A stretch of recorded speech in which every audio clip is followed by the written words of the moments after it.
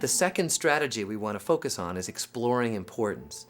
This is critical because we know that sometimes we just assume that whatever it is we want to talk about with our patients, whether it's the idea of regular exercise, taking their medications, well, of course they must understand this is important.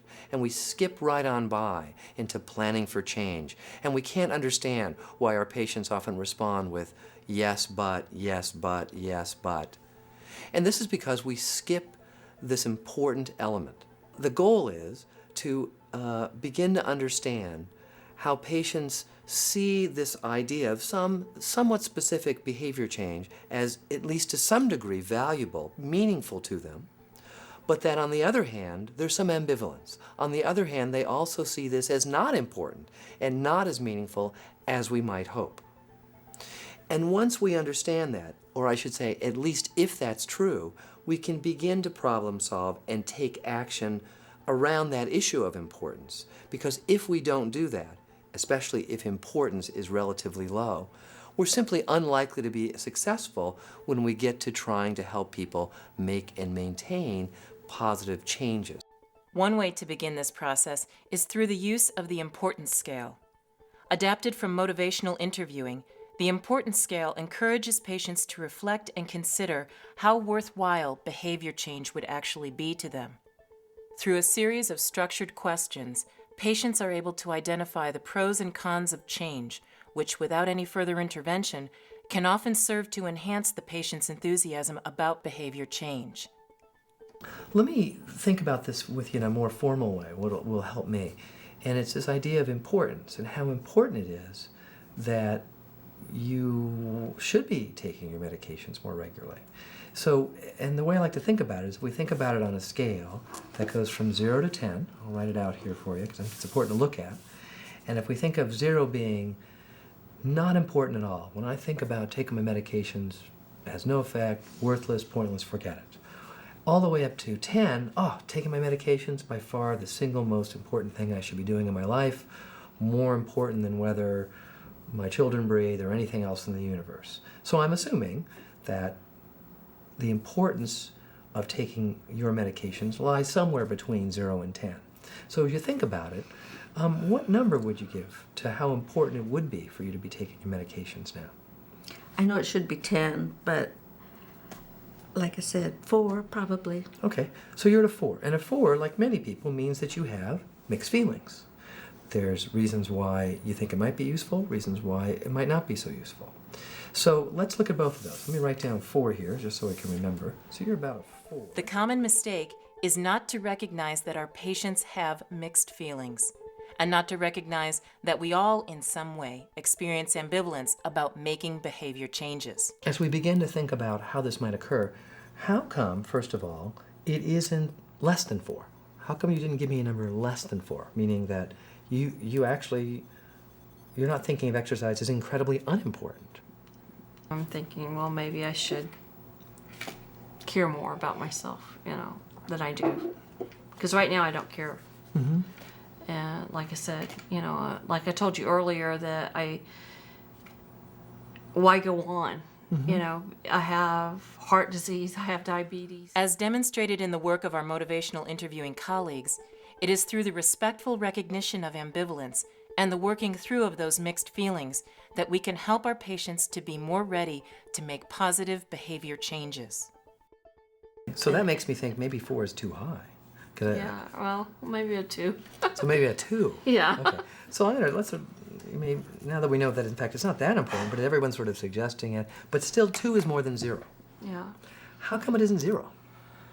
What is it about this idea even of starting some sort of walking that makes you think it's not completely unimportant?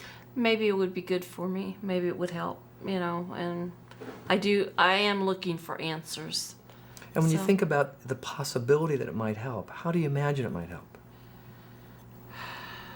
Maybe it would get me out of the house. Well, I can guarantee you walking will get you out of the house. But maybe my sugars would come down a little bit, because they say that exercise does help that. Mm-hmm. They also say that I think your endorphins work better, and that helps with depression. Mm-hmm. I think I've heard that somewhere. Mm-hmm.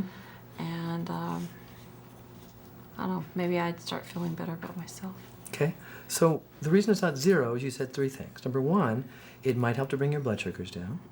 Might cause a little endorphin rush so that you might feel a little less depressed. It might actually get you starting to feel better. And just generally, the fact that you'd be doing something also might start to make you feel better about yourself more broadly. Right. Okay, so now, but also you said 2, you didn't say 10. No. So how come it isn't a little higher than 2? Why isn't it a 3 or 4 or 5? Because I really don't have oomph. I don't have the...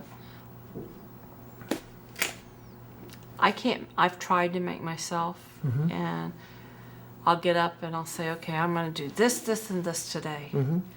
I get up, I get my breakfast or whatever, take my insulin, and I turn around and say, okay, I'm going back to bed. I don't want to see the world today. Instead of seeing our patients as ambivalent, we often believe they are being purposefully uncooperative or non-compliant. And the automatic way we often respond is to take one side of the person's ambivalence, to demand compliance or to threaten dire consequences. Unfortunately, this typically leads to a chilling, polarized environment in the clinic room, where the patient's inner ambivalence is not resolved and positive change still does not happen. Instead, why not recognize the patient's ambivalence out loud and make that a part of the change process? So even though you can see that it might have some value, when you think about why it isn't more important, you say, you know from your own history, from today, from yesterday, that you're just not going to find the energy, the physical energy to do it. Okay, so you can see some value in it, potentially see some value in it, but on the other hand,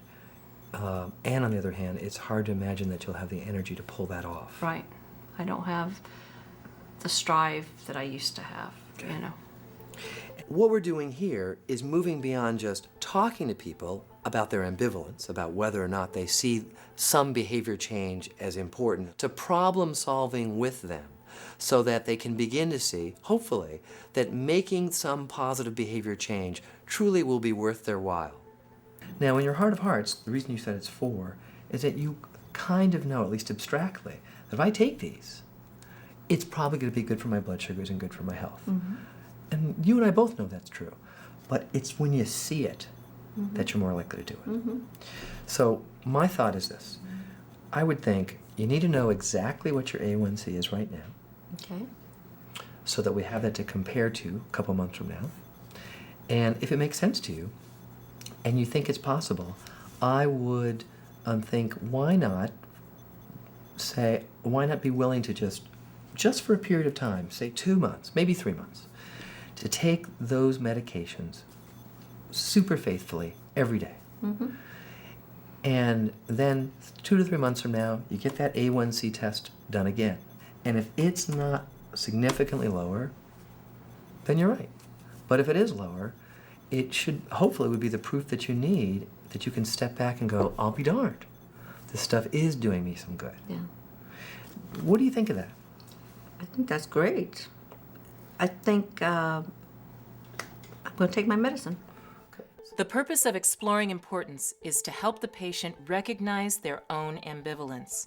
When this is done in a respectful, non-judgmental manner, the patient comes to see the discrepancy between his or her current behaviors and his or her own desire to be well. Almost automatically, this can promote a greater interest and readiness for better self-care.